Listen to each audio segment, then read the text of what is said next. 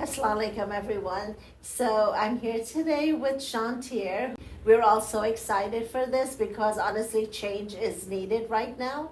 And we're going to talk today about domestic violence in Harris County.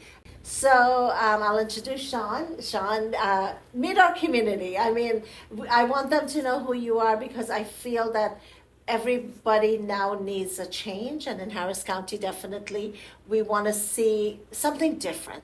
So I know you have been a prosecutor for about 11 years in Harris County, and I know you know the ropes. You know everything that goes on.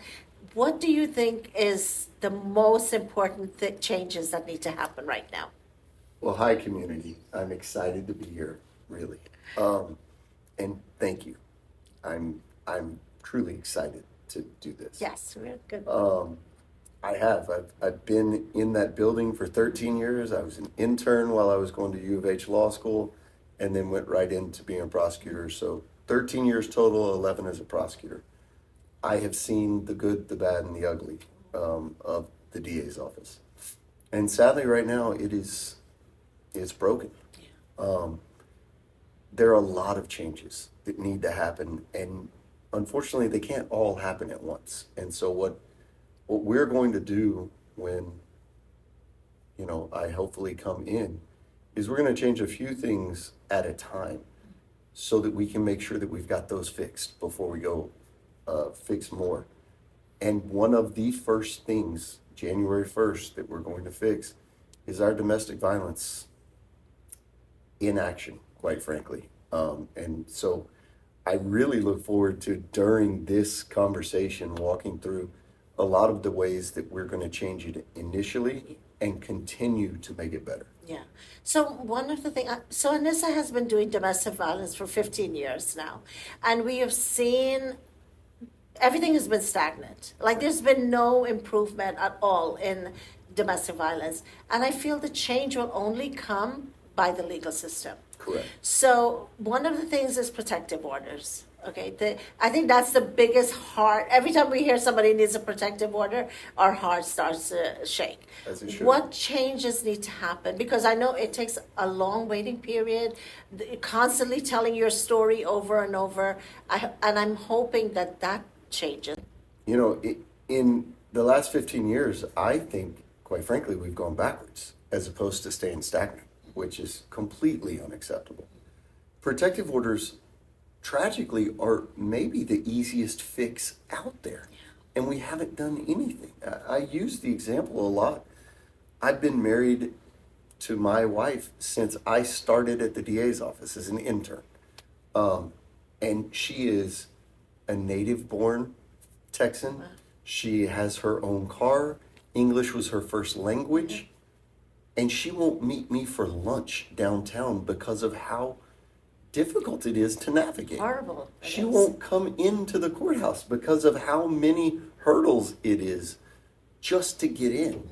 And we're not talking about someone who potentially English is a second language, who has to utilize public transportation or something else, who has to take off a full day of work or find someone to watch their kids to come down and navigate an intimidating system during what is inarguably the most stressful, terrifying moment in their life to try to save their own lives. Right. It is. Or the lives of their children. Or the lives of their, and it is usually combined. Yes. Correct. And so what we're going to do is go meet the survivors and the victims where they are. We're going to start the program that kind of jump-started and then didn't work or was just abandoned, the cultural outreach program, where we are going to go into the communities. We are going to be where the survivors can get to us on a regular basis with multiple language capabilities so that we can get those protective orders done. Because anyone that says that a protective order is just a piece of paper is patently wrong. Yeah. Because it's been data proven to save lives. So that's something we're going to do January 1st, have our people, trauma-informed prosecutors and social workers in the communities with these survivors so that they can get their protective orders quickly and easily. Yeah, and I think it's very important because the fear of getting down there alone, it distracts people from going to even Correct. try to get a protective order. And I know we tried for a few months, we had that where they were coming in. It made the world of a difference. And I don't know why they ended that, but I really, really am grateful if that can be, implemented again. It will change everything. Agreed. Yeah. And when you think about it, we're putting more hurdles Yeah, in front of survivors making it difficult for them. when it is already the most difficult thing they've ever done Yeah. is to reach out, just a little bit of a reach out, even if it was unintentional. If someone else called law enforcement in, we have to be the one reaching toward them. Yeah. And I think the protective order is the easiest and first step to that. Good, good. I think that will change the way a lot of people are thinking about the system. And for the victims, it's bad enough when they have to go to court, face the abuser, and testify to get a protective order. So, and then they have to continuously repeat my case. This is what happened. Right. It becomes very difficult for them. So, that would be really, really the best thing to happen for DV. In 2023, An-Nisa was able to get SB 855, which is a bill passed for training our judges on domestic violence. We've seen time and time, over and over again, a lot of people a lot of judges, they don't really understand the trauma that the victims go through. And trauma is in all the courts, not only the DV court or family court, it's also in the criminal court, even something like the traffic court, right? If a woman who is in a DV situation, she's escaping, she's fleeing, she gets stopped, she doesn't even know what to say, what to do. So they need to know all of that. What are your thoughts about getting the training actually done, but also done in a way that they actually use it? How do you think we should implement that, and what would be the best way to do that? What I think has to happen in that is that we have to have a comprehensive training, and it's got to be tailored toward each type of judicial bench. The criminal court traumas that they deal with, the criminal court piece of intimate partner violence specifically, but domestic violence as a whole is a different part and component than it is in family court, right? And they're all different than the justice of the peaces deal with in the Class C courts, and even the district court criminal cases versus the county court misdemeanor cases. And so the only way that we're going to get this, I think, with real buy-in from the judiciary is to have all the stakeholders have input into what the program looks like. The DA's office shouldn't be the lead agency putting the training on, just like the public defender and the Harris County Criminal Lawyers Association and all of the defense attorneys shouldn't be the lead, but we should both have input. And we should be relying on subject matter experts like An-Nisa, like other groups, to put together a comprehensive training that we all, on both sides of the bar, advocate for the judiciary to take. And so that's at least my first blush at thinking around this is that's how we should do it. And I know almost the entirety of the criminal bench from the county court and district courts, and to a person, they are compassionate. They want to do the right thing. In every kind of case, and domestic violence is no different. And so I think by giving them the right tools, they're going to take advantage of it. Yeah. And I think it's the tools, right, that they Correct. need, and scenarios so they can actually see what it looks like. Because maybe they don't have any idea what victims go through at home, and then when you're sitting in front of your abuser and you're reacting in strange ways, sometimes they're like, "Oh my gosh, she's not talking because she's nothing to say," but she's not talking because the trauma. She hasn't even gone past the trauma. Right. So I'm hoping that we can use the judges' training and then bring it down to like your prosecutors and everybody, because I think everybody, if they're trained correctly, that will also change how things are handled in the courtroom. And so I think that brings up a much more important part for me, Yeah. is that my prosecutors have to be trained. And it's not a one-time training to make everybody feel good that the DA's office has been trained.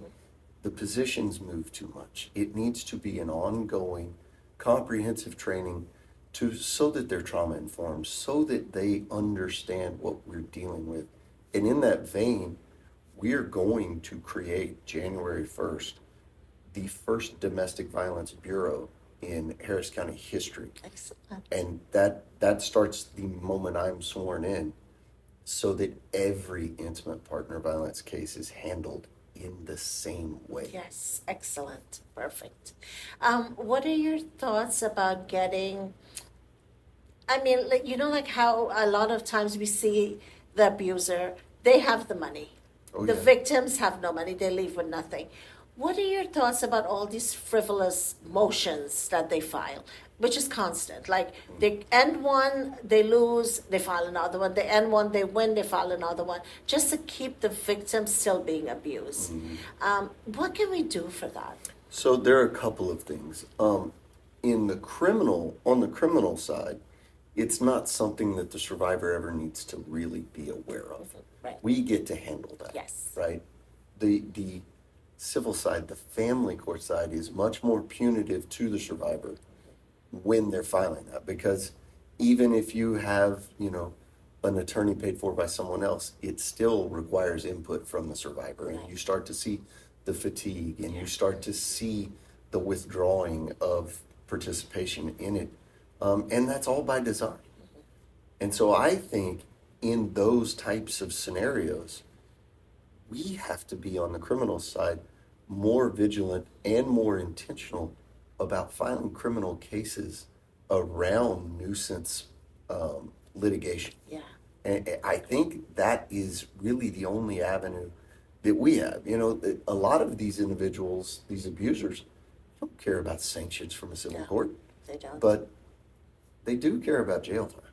Yeah, I agree. And I think that we've seen cases where they didn't get their children the first round, Right. and they will do so many illegal things just to make the survivor looks like she's crazy, or they'll follow her, they'll stalk her, and nobody takes that seriously.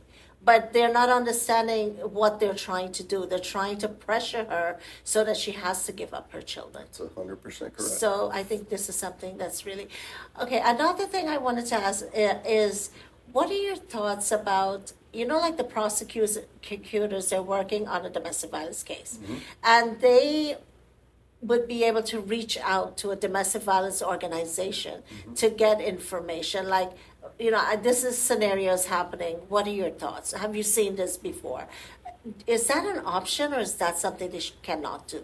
No, it is an option. But I think the only way that you're going to start to see collaboration like that is by having dedicated prosecutors that do nothing but domestic violence. Yes. That have relationships with organizations and other stakeholders. And I think when we do this the right way and build it up, we're going to be able to recruit more passionate domestic violence prosecutors from around the country. Yes. Because no one is doing this at the scale that we can do it in the third largest county in the country, handling one of the most diverse communities in the country, being able to be informed and compassionate and trauma informed around this is going to be able to attract more. And so when we have that really running and vibrant in the way that I think it can be, the only way that it's going to continue to grow is with input and collaboration from a lot of the stakeholders such as y'all. And once that really happens, then I think you're going to see such a better outcome for, quite frankly, always the survivors, but even the abusers. Yes. I think when you get there, we've got to take into account human nature. And the amount of these survivors that go back and reintegrate with the abusers is real. Yes. So we have got to be vigilant and make sure that we can be as good as we can at making that reintegration successful. So that's the next question I want to ask you. So we know that all the, domestic violence, majority of the survivors, they go back 7 or 8 times, okay? Right. And they know they're going back to an abuser, and the abuse gets worse each time. Exactly. Okay? What are your thoughts about implementing a prevention program? Because An-Nisa has a prevention program, a roadmap program, which when a woman comes to us and says, look, my husband abuses me, but I don't want to leave, or I don't want a divorce. What we do, we bring them together and we do a prevention. Okay, at least you're going back safe. Right. And at least he knows there's somebody watching her. What are your thoughts about that in Harris County? I think we have to do it. I think it will save lives. I don't know how many, but I think it will save lives. Giving abusers the tools to cope, the tools to not continue down this path. There are going to be some that we rescue. Yes. And so to suggest that we're not going to even try is, in my mind, much the same way that we approach gun laws now. And I really, really hope that Harris County can do a pilot program on prevention, because we're doing it and we have seen 98% success of where a couple is coming in and they're already filed a divorce, or and there is abuse, and almost all the couples we see, there is abuse, but they're willing to, and sometimes the men are shocked. They're like, you're calling me an abuser? Because they really don't know even what abuse is. Right. So this is a big thing. And my last question, and my most famous question of all, how do you see the district attorney's office, the police, and advocates working together? I think we have to be collaborative. I think that every one of the three groups that you just mentioned is all effectively pulling in the same direction. We all want to see the same outcome in different settings, but the DA's job and their sworn oath is to see that justice is done. Justice, in my mind, in these types of cases, is the survivor thriving, whatever that looks like.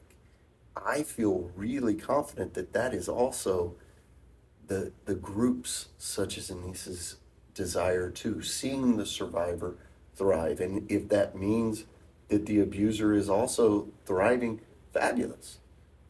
If it means that they're separate or together, whatever it looks like for that survivor to thrive.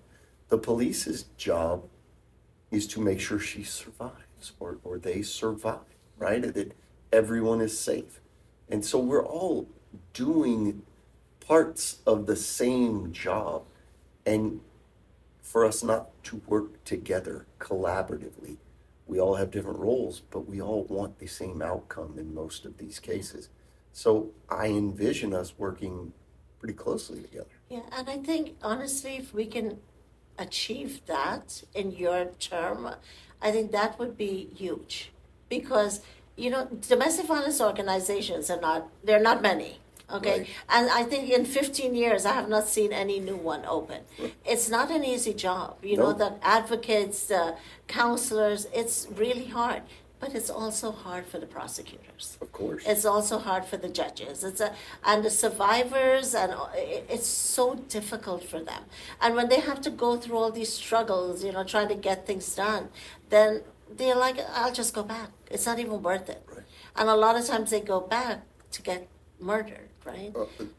Always. Yeah. And when you think about, speaking specifically about police, we're doing a disservice to them as well. We have programs to train the judiciary, right? We have programs to train the prosecutors. But what I want to really work closely with law enforcement here is to train the officers. Yeah. We need to be doing a uniform high-risk assessment for lethality, at least in every domestic violence setting where they respond. We need to be training these officers to go identify every firearm that offender has access to, so that I, at the DA's office, can put it into the bond conditions to get the gun surrenders, right? Those kind of trainings will save lives, but it will also give the give law enforcement and the first responders more information and to understand what the behavior, the reason behind some of the behavior that they're seeing out of survivors that doesn't make sense in a rational setting if you're just you and I sitting here. Yeah. But then will allow them to understand kind of why that's happening. For us, domestic violence is everything right now. And getting that information through to someone who understands it Right. has been a struggle. Like we're never able to do that. Like something simple like the DART program. I mean, DART is so important, right? It is so important. Yeah, the cultural sensitive things that we can do to make it easy for the victims, so important. So I just want us to keep that as top priority because I think it's so important for advocates to keep it as top priority, but for also the police and for the courts to do it also. And, I share this not to justify my caring about intimate partner violence, because I would like to think that I would be as passionate about this if I didn't come from the background I do. But, my mother struggled with addiction, and because of her struggle with addiction, was the victim of intimate partner violence, intimate partner sexual assault, sex trafficking, and kidnapping in my teenage years. So I watched this from a different perspective than I have now. And I watched feeling extraordinarily powerless as she continued to go back into that world, despite, pleas from almost adult children and even her ex-husband. So I come at it from a different perspective, and I don't see my mother in survivors that I work with, but it's something that I am always cognizant of as I go through this. So you'll never have to advocate to So me. it makes sense why you're so passionate about all of this, and that makes a lot of sense. And I'm happy in a way that you went through. That's like living through domestic violence and coming out of it, and you do something positive with it. It makes the whole world a different place. So, like the kids of domestic violence, I think you understand what they're going through living in domestic violence, Right. but also when they get out of it, right? Exactly. So it has to be an understanding for us to help them early and not wait for them to become, like in jail, seriously. That's exactly right. Yeah. So thank you so much for being here. I think this is great, and we're gonna hold you to everything you're saying. I have you on recording I now. promise you. And I'll come back and we will do this numerous times. Yeah. And when I'm messing up, you have to tell me Yeah. so that we can pivot. Oh yeah, you never have to worry about that. You'll be the first one knocking at your door. But thank you so much for your time. I know you're a busy person right now. We're wishing you lots of luck with your campaign, and whenever you need us, we're here for you. Thank you. Okay, thank you so much, Sean. Thank you. Thank you. Bye, community. Bye, everyone. Thank you, everyone, for joining and listening in. And make sure we're going to hold Sean to everything he said here today. But from what I've known about him already, I can tell he's very, very passionate and sincere in his mission to make things better in Harris County. So remember his name, Sean Teare.